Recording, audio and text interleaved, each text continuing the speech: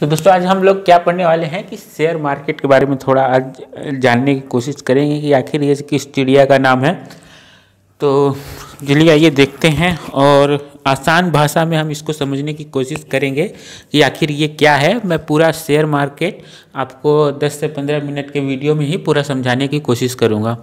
तो देखिए ये तीनों शब्द आप ध्यान से देखिए। पहला है स्टॉक्स, इक्विटी और शेयर। ये तीनों क्या है? तीनों एक ही चीज़ है, ये अलग अलग नहीं है। जब इक्विटी बोला जाए तो आप समझ जाइएगा कि ये शेयर के बारे में ही बात हो रही है, या फिर स्टॉक, इक्विटी और शेयर क्या है, ये तीनों ही चीज़ एक ही चीज़ है। तो ये बात तो आपको समझ में आई होगी। तो अब चलिए आगे देखते हैं कि आखिर ये शेयर है क्या।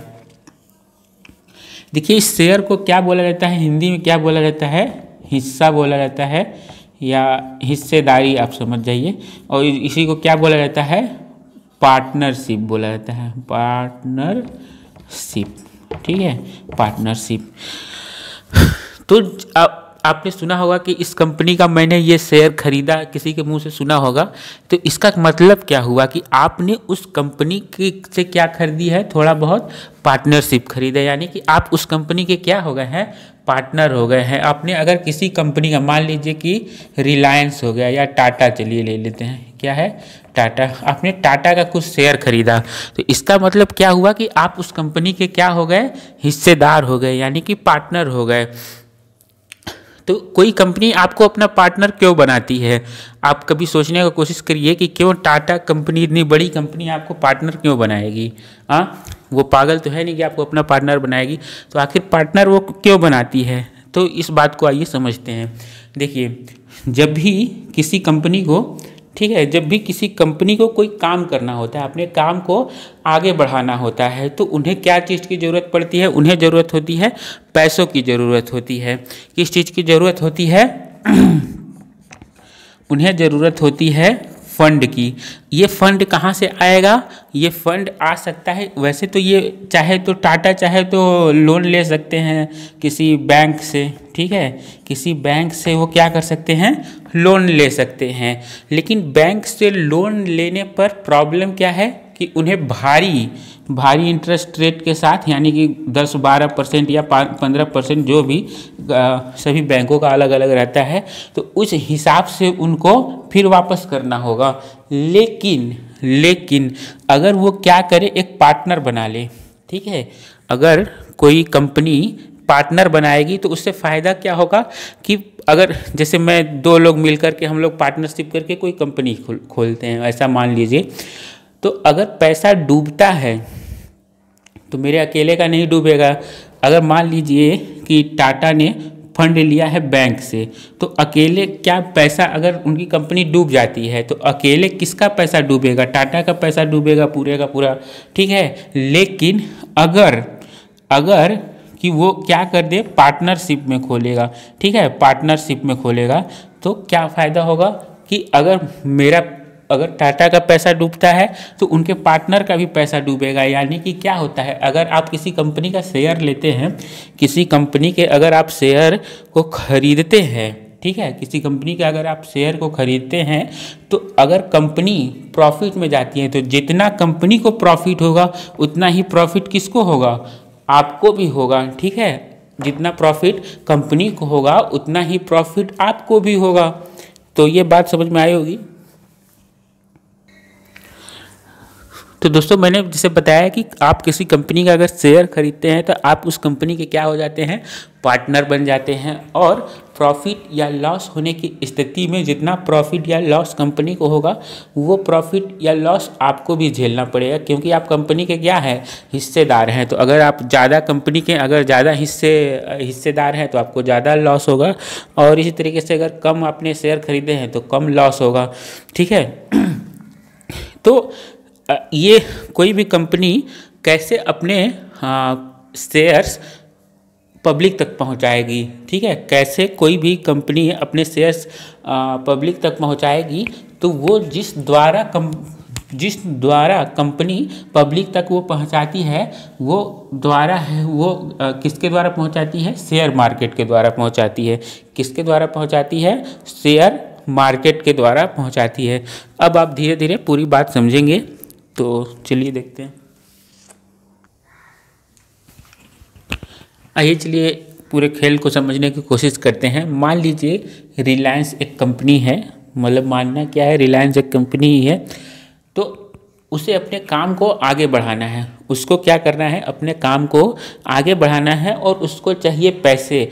तो वो क्या करेगा, अपना एक आईपीओ लॉन्च करेगा। आईपीओ यानी कि इनिशियल पब्लिक ऑफरिंग। केवल ये मानने के लिए कह रहे हैं क्योंकि इसका आईपीओ ऑलरेडी जो है कि शेयर मार्केट में एग्जिस्ट करता है, तो इस हिसाब से समझिए।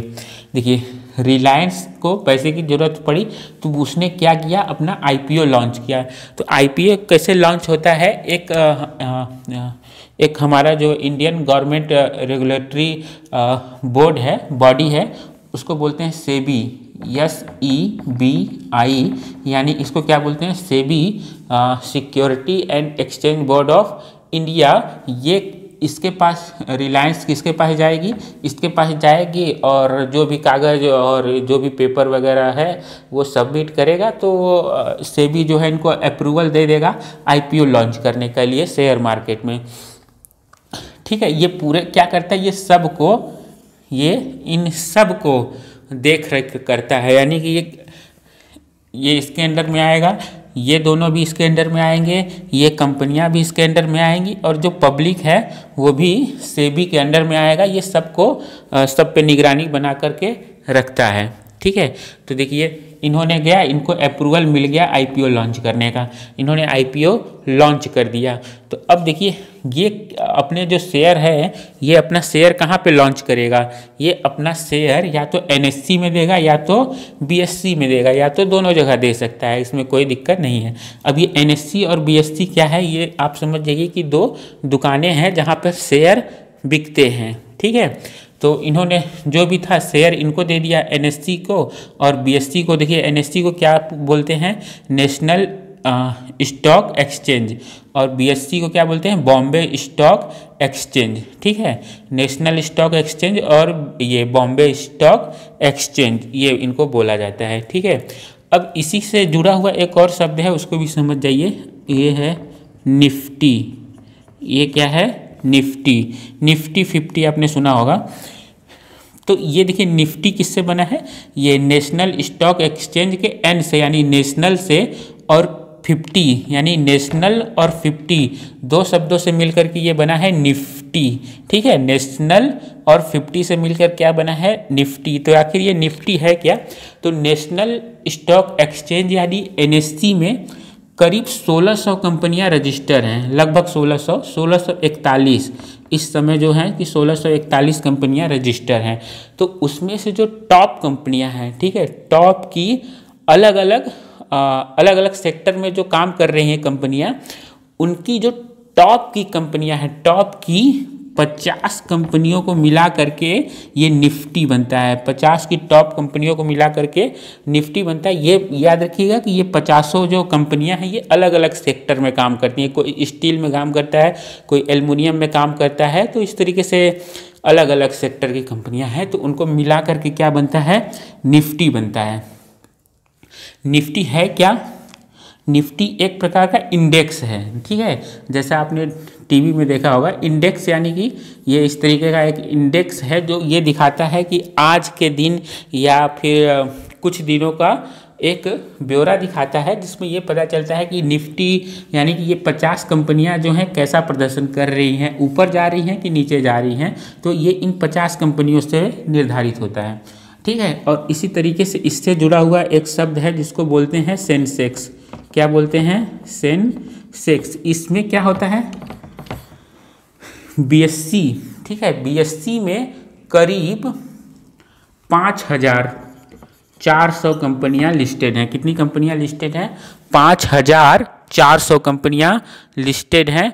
उसमें से जो टॉप 30 कंपनी है उनका जो इंडेक्स होता है उसी को क्या कहा जाता है, सेंसेक्स कहा जाता है। सेंसेक्स, निफ्टी और सेंसेक्स ये दोनों है क्या, ये एक प्रकार का इंडेक्स है जिनको देख कर के ये पता लगाया जा सकता है कि दिन भर का प्रदर्शन आज कैसा रहा, अच्छा रहा कि बुरा रहा। हम किसी भी जैसे ये एक इंडेक्स है, अगर मैं ये ऐसे ऐसे करके नीचे की ओर गिर रहा है मान लीजिए, तो हम देख के बता सकते हैं कि आज जो मार्केट रहा वो नीचे गिरा। इसको देख करके बता सकते हैं कि ये ऊपर की ओर गया।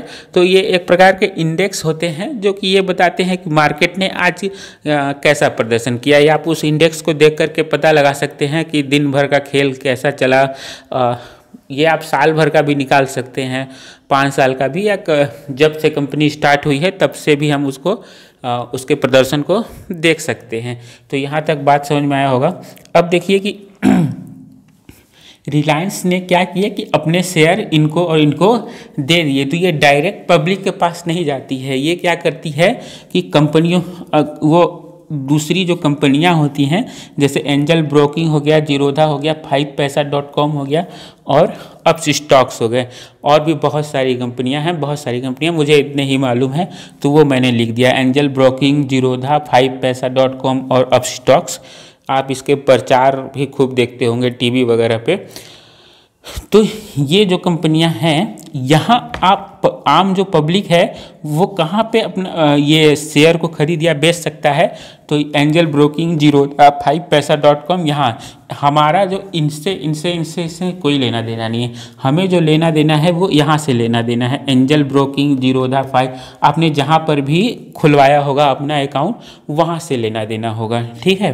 तो पब्लिक को किससे लेना देना है, यहाँ ये क्या करता है, अब पब्लिक का पैसा उठा करके कहाँ देता है, एनएससी और बीएससी में देता है। और ये एनएससी बीएससी वाले पैसा उठा करके कहाँ दे देते हैं, रिलायंस वालों को, या जो भी कंपनी हो, मैंने एक एग्जांपल के लिए लिया हुआ है, ठीक है। यहाँ पे उठा करके दे देते हैं।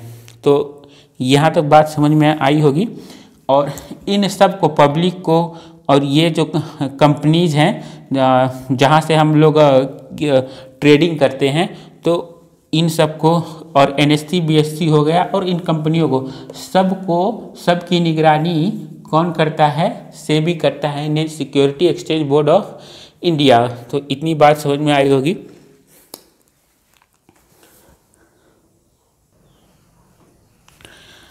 दोस्तों, अगर आप लोग शेयर मार्केट में इन्वेस्ट करना चाहते हैं तो आप लोग कैसे कर सकते हैं और किस चीज़ों की ज़रूरत पड़ेगी, आइए देखते हैं। सबसे पहले आपके पास क्या होना चाहिए, एक अकाउंट होना चाहिए। और वो कौन सा अकाउंट होना चाहिए, एक सेविंग अकाउंट होना चाहिए। क्या होना चाहिए, एक सेविंग अकाउंट होना चाहिए, नंबर 1 बात। दूसरा चीज़ आपके पास जो होना चाहिए वो क्या होना चाहिए, एक ट्रेडिंग अकाउंट होना चाहिए। ट्रेडिंग अकाउंट होना चाहिए, ठीक है, ट्रेडिंग अकाउंट होना चाहिए। और तीसरी जो चीज़ ज़रूरत होती है वो होता है डीमेट अकाउंट। क्या होना चाहिए, डीमेट अकाउंट होना चाहिए। सेविंग अकाउंट होना चाहिए, ट्रेडिंग अकाउंट होना चाहिए और डीमेट अकाउंट होना चाहिए। सेविंग अकाउंट तो सबके पास होता ही है। ये देखिए, ट्रेडिंग अकाउंट और डीमेट अकाउंट कैसे खुलेगा इसके बारे में समझते हैं। देखिए, जो ट्रेडिंग अमाउंट होता है, ट्रेडिंग अकाउंट होता है, वो आप इन कंपनियों में खुलवा सकते हैं, जैसे कि एंजल ब्रोकिंग हो गया, एंजल ब्रोकिंग, ठीक है,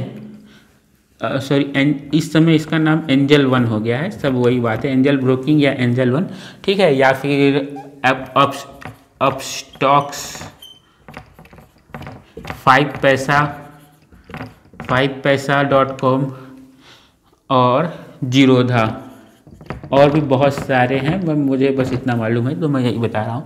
एंजल ब्रोकिंग हो गया, आप स्टॉक्स हो गया, 5paisa, जीरोधा, इसमें आप क्या खुलवा सकते हैं, अपना ट्रेडिंग अकाउंट खुलवा सकते हैं। इसमें अगर आपको अकाउंट खुलना है तो बस 2-3 चीज़ों की ज़रूरत पड़ेगी। आपको आधार कार्ड होना चाहिए, आपके पास क्या होना चाहिए, आधार कार्ड होना चाहिए, पैन कार्ड होना चाहिए।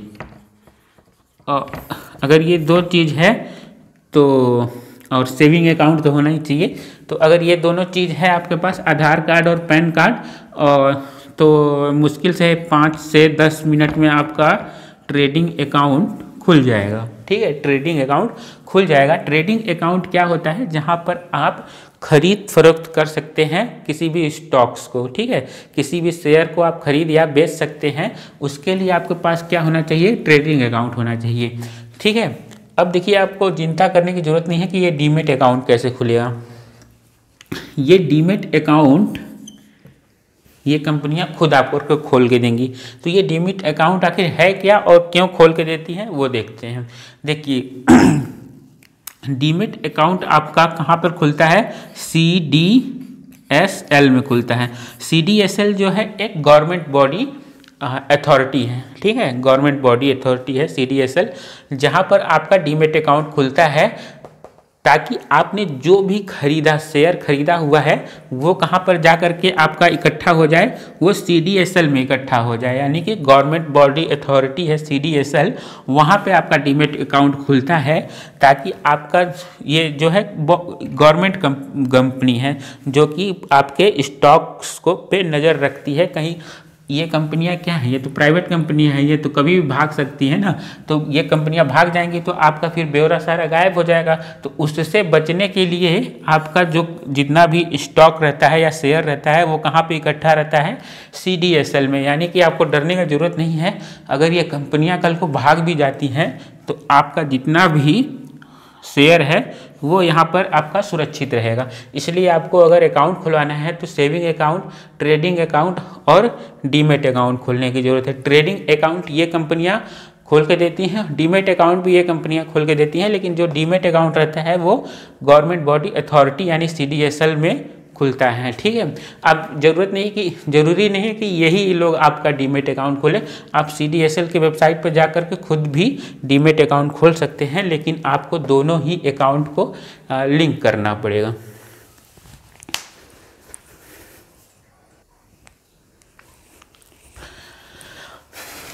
दोस्तों ये बात बिल्कुल सही है कि जो शेयर मार्केट है वो आपको रातों रात अमीर बना सकता है। तो इसमें आप पैसे कैसे कमा सकते हैं, आइए देखते हैं कि आखिर ये पैसे कमाए कैसे जाते हैं और किन किन चीज़ों की ज़रूरत होती है यहाँ पर। आइए समझने की कोशिश करते हैं।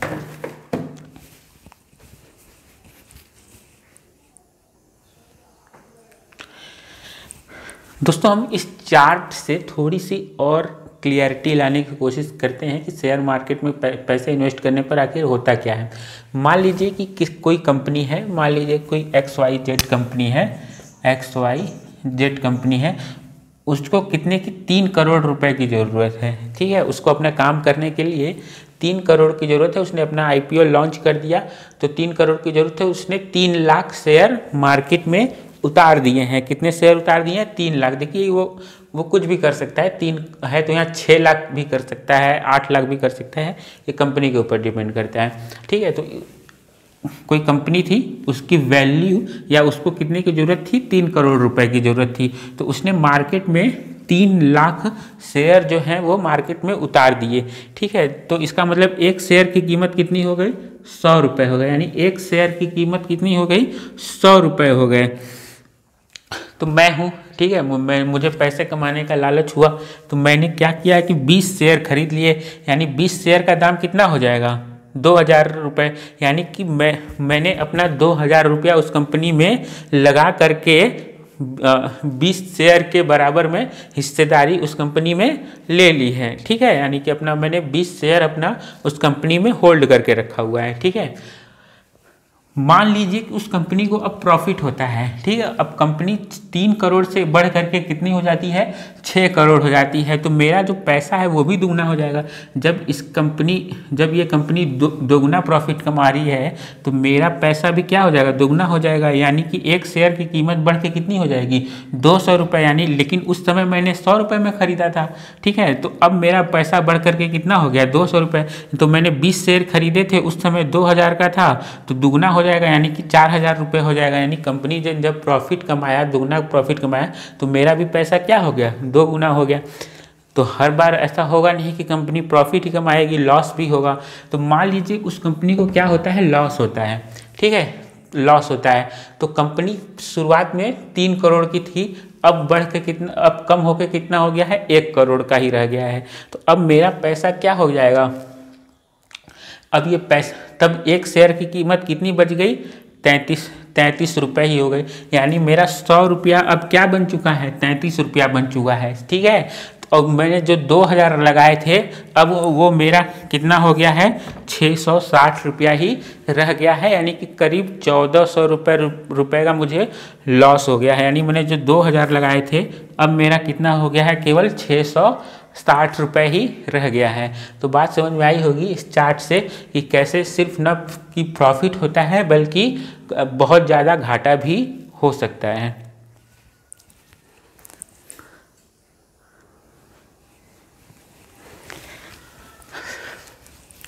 आइए देखते हैं कि शेयर मार्केट से पैसे कैसे कमाए जाते हैं। ठीक है, शेयर मार्केट से पैसे कैसे कमाए जाते हैं वो देखते हैं। देखिए, शेयर मार्केट से पैसे जनरली 3 तरीके से कमाए जाते हैं। फिलहाल मैं पढ़ाऊँगा तो भी आपको ज़्यादा समझ में आएगा नहीं, क्योंकि इसको प्रैक्टिकल करके दिखाना होगा, जो मैं आपको आगे आने वाले वीडियो में दिखाऊंगा, लेकिन फिर भी आप समझने की कोशिश करिए। जो पहला तरीका है पैसे कमाने का वो बहुत ही सिंपल तरीका है। वो है कि आपने क्या किया कि कोई भी शेयर खरीद लिया, कोई भी शेयर आपने क्या किया, खरीदा, यानी कि बाई किया। ठीक है, बाई किया, और जब उस शेयर का रेट क्या हो गया, बढ़ गया। मान लीजिए कोई शेयर आपने 20 शेयर खरीदे थे। ठीक है, 20 शेयर खरीदे थे 1 रुपये के भाव से। ठीक है, 1 रुपये के भाव से खरीदे थे तो वो 20 रुपये। ठीक है, अब जब आपको एक शेयर का दाम कितना था, 1 रुपये था। अब जब आपको लगा कि शेयर का दाम कितना हो गया है, 2 रुपये हो गया है, आपने 20 शेयर खरीदे थे। ठीक है, और अब उसका वैल्यू कितना हो गया, आपके पैसे का वैल्यू कितना हो गया, 40 रुपये हो गया है। तो आपने उन शेयर को क्या कर दिया, सेल कर दिया। ठीक है, सेल कर दिया। बाई कितने का किया था, एक शेयर का वैल्यू उस समय कितना था, 1 रुपये था। तो आपने 20 शेयर खरीदे थे 20 रुपये के। ठीक है, अब उस शेयर का दाम कितना हो गया है, 2 रुपये। आपके 20 शेयर थे, आपने बेच करके 40 रुपये कमा लिए, यानी कि आपको जो प्रॉफिट हुआ वो कितने का हुआ, 20 रुपये का प्रॉफिट हुआ। ये तो पहला तरीका हो गया। अब आते हैं दूसरा तरीका। ठीक है, ये पहला तरीका क्या था कि जब शेयर का दाम क्या रहा था, बढ़ रहा था, लेकिन जब शेयर का रेट गिरता है तब भी पैसे कमाए जाते हैं। ठीक है, केवल जब शेयर का दाम ऊपर जाता है तभी पैसे आप नहीं कमा सकते, जबकि नीचे जाता है तब भी आप पैसे कमा सकते हैं। लेकिन आपको पता होना चाहिए कि पैसे शेयर मार्केट कब नीचे जा रहा है ये आपको अनुमान लगाना रहता है। शेयर मार्केट ऊपर जाता है तब भी आप पैसे कमा सकते हैं, शेयर मार्केट जब नीचे जाता है तब भी आप पैसे कमा सकते हैं। तो देखिए, जो शेयर मार्केट नीचे जाता है तो उसको क्या कहते हैं, शॉर्ट सेलिंग। ठीक है, तब आप किसके द्वारा पैसे कमा सकते हैं, शॉर्ट सेलिंग करके पैसे कमा सकते हैं। तो ये बस याद रखिए कि कैसे पैसे कमाए जाते हैं। जब मार्केट नीचे जाता है तब शॉर्ट सेलिंग किया जाता है। ये देखिए, आपको ऐसे समझ में नहीं आएगा, एक वो प्रैक्टिकल करके दिखाना होगा। फिर भी अच्छा आगे समझाने की कोशिश करता हूँ कि कैसे होगा। देखिए, आप क्या करो कि किसी भी उसके शेयर खरीद लो। ठीक है, किसी भी कंपनी के आपने शेयर खरीद लिए 20 रुपये के। ठीक है, मान लो उस समय उस शेयर का दाम 2 रुपये था। कितना था, 2 रुपये था। ठीक है, तो आपने 20 शेयर खरीदे थे कितने के, 40 रुपये के। 20 शेयर कितने खरीदे थे, 40 रुपये के खरीदे थे। अब उस शेयर का रेट कितना हो गया, 1 रुपये हो गया। ठीक है, आपने शॉर्ट सेलिंग करना है, यानी कि आपको तब फायदा होगा जब कि शेयर का प्राइस क्या होगा, नीचे जाएगा। ठीक है, सॉरी, ये आपने खरीदना नहीं है, बेचना है, ये याद रखिएगा। इसमें आपको पहले बेचना होता है, पहले क्या करना होता है, बेचना होता है। ठीक है, जैसे कि आपने क्या किया, 40 रुपये का बेच दिया, 40 रुपये का माल बेच दिया। अब इसका दाम क्या हो गया, 1 रुपया हो गया। आपके पास 20 शेयर था। ठीक है ना, आपने सेल कर दिया है। अब आप क्या कर दो, बाई कर लो। अब क्या कर लो, बाई कर लो। अब क्या कर लो, आप बाई कर लो। ठीक है, यानी कि आपने 40 रुपये का क्या किया था, बेचा था। 40 रुपये का आपने बेचा था, अब 20 रुपये का खरीद लिया, तो फायदा कितने का हो गया, 20 रुपये का। ठीक है, इसको कहते हैं शॉर्ट सेलिंग, यानी कि मार्केट जब नीचे जाता है तब भी आप पैसे कमाते हो, और जब मार्केट ऊपर जाता है तब भी आप पैसे कमा सकते हो। आपको कैसे पैसे कमाना जाता है, कैसे पैसे कमा सकते हो, ये आपके ऊपर डिपेंड करता है। जब मार्केट ऊपर जाता है तो उसको बुल कहते हैं, और जब मार्केट नीचे इसके द्वारा जब पैसे कमाए जाते हैं तो उन लोगों को क्या बोला जाता है, बियर बोला जाता है। ठीक है, बुल और बियर। बुल क्या करता है, अपने स्टिंग से मार करके किसी को उछालता है, तो जब मार्केट ऊपर जाता है तो बुल, और जब नीचे होता है तो उसको क्या बोलते हैं, बियर बोलते हैं। ये क्या है, तरीका है शॉर्ट सेलिंग करके। ठीक है, एक और तरीका है पैसे कमाने का, उसको आइए देखते हैं।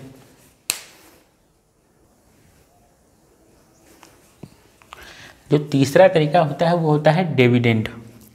इसमें दोस्तों आपको बाई करके सेल नहीं करना होता है, न ही सेल करके बाई करना होता है। इसमें आपको कुछ नहीं करना होता है। सिंपल तरीके से आपको क्या करना होता है, बस शेयर को होल्ड करके रखना होता है। कंपनियां उसके बदले आपको पैसे देती हैं। ठीक है, तो जैसे आपने इसका एक बहुत बड़े हैं, अब नाम याद नहीं आ रहा है, जो अभी ध्यान नहीं आ रहा है, चलिए बाद में बताएंगे। तो ये डिविडेंड क्या होता है, वो कैसे मिलता है। आपने जैसे कि कुछ कंपनियों के मान लीजिए 2000 शेयर क्या करके रखे हैं, होल्ड करके रखे हैं ना, आप बेच रहे हैं ना खरीद रहे हैं। तो मान लीजिए आपने रिलायंस कंपनी के ये शेयर आपने अपने पास होल्ड करके रखे हैं, तो रिलायंस इसके बदले आपको पैसे आपके खाते में सीधे, इससे कोई किसी को कोई लेना देना नहीं, मतलब बीच में जो जितने बिचौलिए हैं, एंजल ब्रोकिंग, उससे कोई लेना देना नहीं है। वो सीधे आपके खाते में हर महीने परसेंटेज वाइज, हर कंपनी का परसेंटेज अलग होता है। कोई 10%, कोई 50%, कोई 60%, कोई 80% तक भी डिविडेंड देता है। ठीक है, तो आपने बस शेयर को होल्ड करके रखा है, तब भी आपको पैसे मिलेंगे, जो जितना भी हो उस हिसाब से आपको पैसे आपके खाते में मिलते रहेंगे। ना आपको सेलिंग करना है, ना बेचना है, कुछ नहीं करना है, बस आप खरीद के अपने पास रख लो और ज़िंदगी भर वो सब पैसे आपको देते रहेंगे। ठीक है, तो ये तीसरा तरीका हो गया डिविडेंड जिसको बोलते हैं, यानी हर महीने आपको पैसे मिलते रहेंगे। कंपनी के ऊपर डिपेंड करता है कि वो कितना पैसे देता है, परसेंटेज वाइज सब कंपनियों के अलग अलग होते हैं।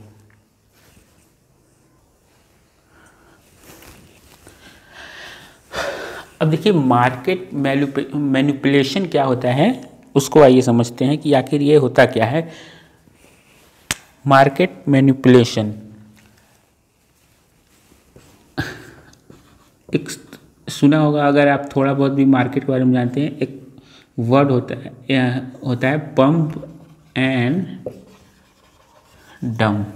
ठीक है, पंप एंड डंप, ये आखिर होता क्या है, इसके बारे में देखते हैं। कैसे मार्केट को मैनिपुलेट किया जाता है, कैसे कुछ लोग कंपनियां करती हैं, वो वही करती ही हैं। तो वो कैसे करती हैं आइए देखते हैं।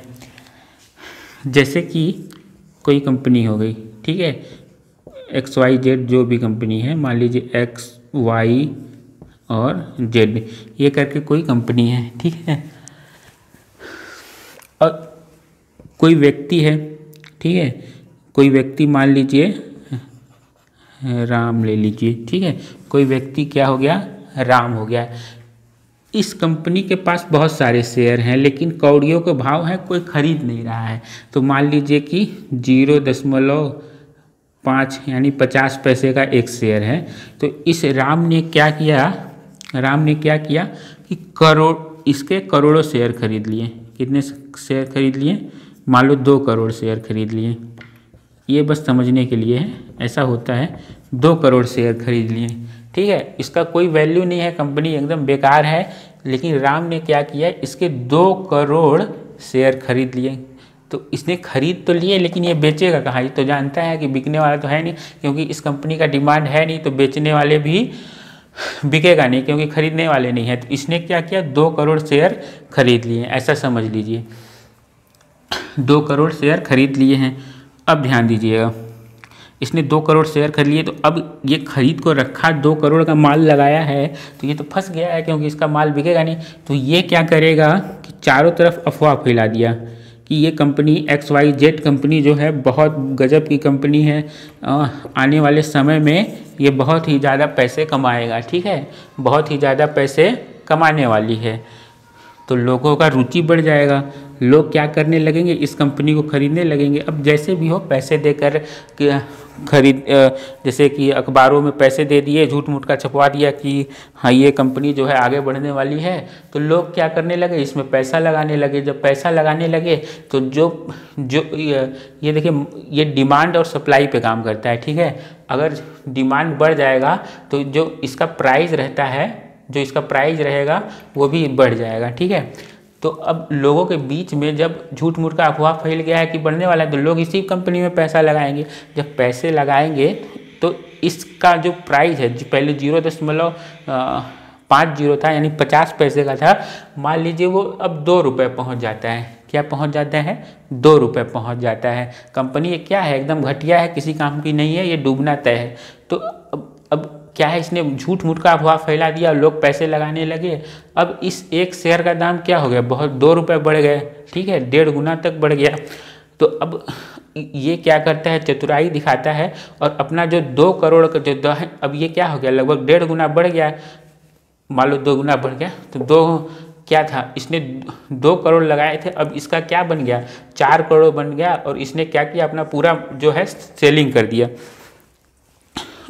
उसने अपना क्या किया, पूरा उस समय उसका वैल्यू कितना हो गया, 2 करोड़ का वैल्यू कितना हो गया, 4 करोड़ रुपया हो गया। इसने क्या किया, पूरा का पूरा बेच दिया, ठीक है, पूरा का पूरा बेच दिया। कंपनी तो खराब थी ही, आगे बढ़ने का कोई चांस नहीं था, लेकिन इसका जो इसने जो 2 करोड़ लगाए थे वो इसका कितना, इसको मिल गया 4 करोड़ रुपए, ठीक है। तो इसी को क्या बोला जाता है, पंप एंड डंप, यानी कि पहले पूरा माल उठा लो और फिर उसको दबा दो, पहले पूरा माल उठा लो फिर उसको दबा दो। तो इसी को क्या बोला जाता है, पंप एंड डंप।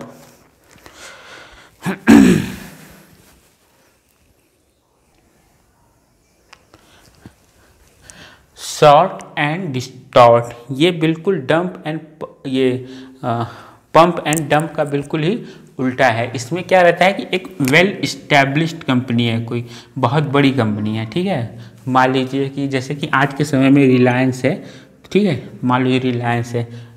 अब इसके जो प्रोडक्ट हैं, क्या किया, short and distort, well established company है। कंपनी का शेयर इस समय अगर आप पता करेंगे तो लगभग 2200 रुपये के आसपास है, ठीक है।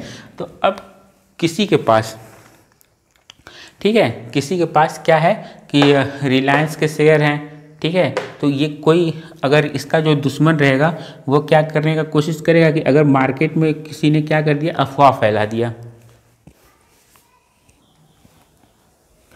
देखिए शॉर्ट एंड डिस्टॉर्ट, तो मैंने आपको शुरू में जो बताया था दूसरा तरीका पैसा कमाने का, वो क्या था कि शॉर्ट सेलिंग करके, यानी कि जब मार्केट नीचे जाता है तब भी आप पैसे कमा सकते हैं। तो मार्केट अगर नीचे गिरा